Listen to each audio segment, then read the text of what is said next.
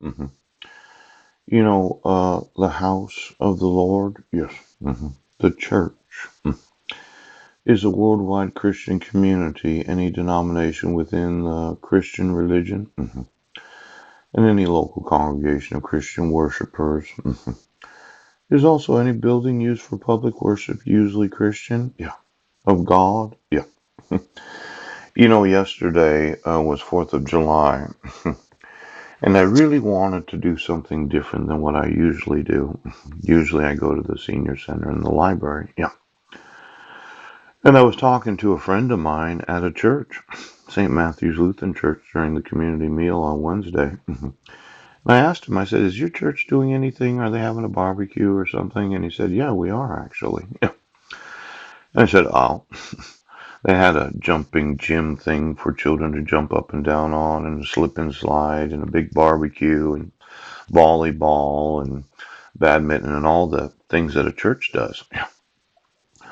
So I told him, well, I'd like to go up there and I could see if I could get a ride. And I did get a ride up there.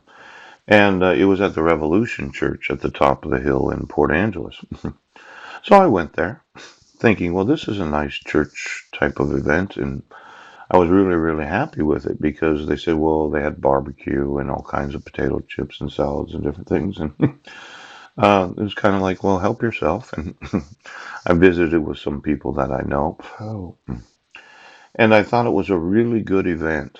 I really did. I was happy that I went there, and I only stayed for maybe an hour to an hour and a half. But to me, yes, it did in many ways reflect what the intention of the church was to have some sort of fellowship during a national holiday. Pooh. Now, I was happy that I went there. And I went to the cafeteria afterwards, and I thought, well, why don't I just stand outside of the church property and see if anybody's going that way, knowing that the police have warned me before that we cannot hitchhike within the city limits. Do you remember that, officer? Quite often the police have made it known to me that there are certain things that you cannot do, and you can do. But let's say I found out that the pooch decided to make some clones and put it on the individuals that go to church. Yes, because you have to spy on them while they're in a worship service. It seems that somebody has to know something about everybody all the time.